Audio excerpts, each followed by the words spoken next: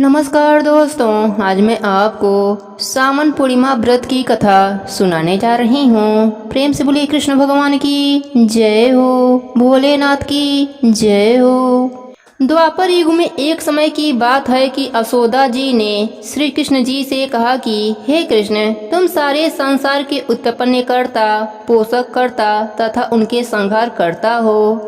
आज कोई ऐसा व्रत मुझसे कहो जिसके करने से मृत्यु लोक में स्त्रियों को विधवा होने का भय न रहे तथा यह व्रत सभी मनुष्यों की मनोकामनाएं पूर्ण करने वाला हो। भगवान श्री कृष्ण कहने लगे, हे माता, तुमने अति सुंदर प्रश्न किया है। मैं तुमसे ऐसे ही व्रत को सविस्तार कहता हूँ। सौभाग्य की प्राप्ति के लिए स्त्रियों को 32 पूर्णिमा का व्रत करना चाहिए। इस व्रत को करने से स्त्रियों को सौभाग्य संपत्ति मिलती है। यह व्रत अचल सौभाग्य देने वाला एवं भगवान शिव के प्रति मनुष्य मात्र की भक्ति को बढ़ाने वाला है। यशोदा जी कहने लगी, हे कृष्ण, सर्वप्रथम इस व्रत को मृत्यु लोक में किसने किया था, इसके विषय में सविस्तार मुझसे कहो। इस पर भगवान श्री कृष्ण जी ने अपने माता से कहा कि इस भूमंडल पर एक अत्यंत प्रसिद्ध राजा चंद्रहास से पतित अनेक प्रकार के रत्नों से परिपूर्ण कतिका नाम की एक नगरी थी। वहाँ पर धनेश्वर नाम का एक ब्राह्मण रहता था। उसकी स्त्री अति सुशील रूपवती थी।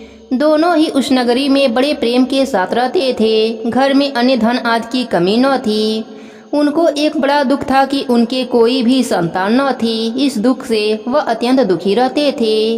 एक समय एक बड़ा तपस्वी योगी उस नगरी में आया। वह योगी उस ब्राह्मण के घर को छोड़कर अन्य सब घरों से भिक्षा लाकर भोजन किया करता था। रूपवती से वह भिक्षा नहीं लिया करता था। उस योगी ने एक दिन रूपवती से भिक्षा न लेकर किसी अन्य घर से भिक्षा लेकर गंगा किनारे जाकर भिक्षान को प्रेम पूर्वक खा रहा था कि धनेश्वर ने योगी का यह सब कार्य देखा।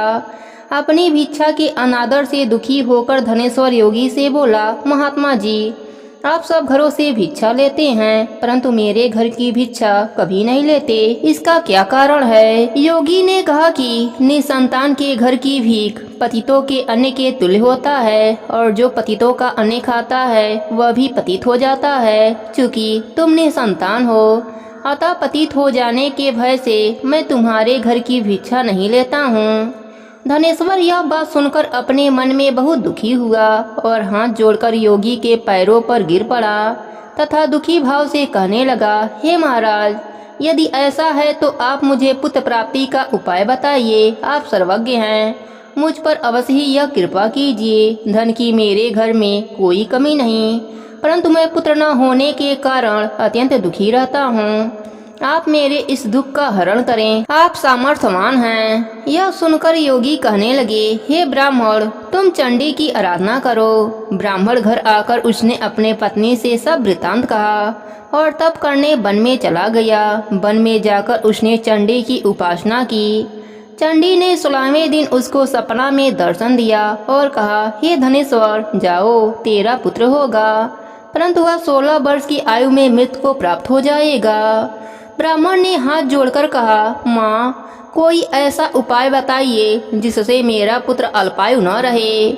तब माता ने कहा, अगर तुम दोनों स्त्री और पुरुष 32 पूर्णिमासियों का व्रत विधि पूर्वक करोगे तो वह दीर्घायु होगा। माता ने बताया कि प्रातः काल होने पर इस स्थान के समीप ही एक आम का वृक्ष दिखाई देगा। उस पर तुम चढ़कर एक फल तोड़कर शीघ्र अपने घर चले जाना। ऋतु स्नान के पश्चात स्वच्छ होकर श्री भोलेनाथ जी का ध्यान करके उस फल को तेरी स्त्री खा लेगी। तब भगवान भोलेनाथ की कृपा से तुम्हारी पत्नी को गर्भ रह जाएगा। इतना कहकर माता अंतर ध्यान हो गईं। जब वह ब्राह्मण प्रातः काल उठा तो उसने उस स्थान के पास ही एक आम का वृक्ष देखा जिस पर एक अत्यंत सुंदर आम का फल लगा हुआ था। उस ब्राह्मण ने उस आम के वृक्ष पर चढ़कर उस फल को तोड़ने का प्रयास किया परंतु वृक्ष पर कई बार प्रयत्न करने पर भी वह न चढ़ पाया। तब उस ब्राह्मण को बहुत चिंता हुई और विघ्न विनायक श्री गणेश जी की वंदना करने लगा।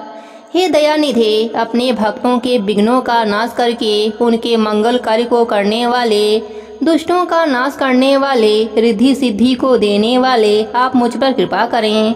मुझे इतना बल दें कि मैं अपने मनोरथ को पूर्ण कर सकूं। इस प्रकार गणेश भगवान की प्रार्थना करने पर उनकी कृपा से ब्राह्मण वृक्ष पर चढ़ गया और उसने एक अति सुंदर आम का फल देखा। उसने विचार किया कि जो वरदान से फल मिला था वह यही है और कोई फल दिखाई नहीं देता।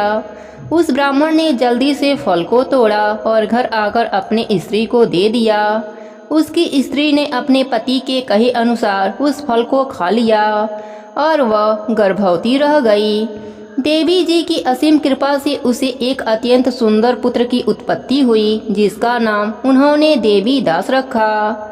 माता पिता के हर्ष और शोक के साथ वह बालक शुक्ल पक्ष की चंद्रमा की भांति अपने पिता के घर में बढ़ने लगा।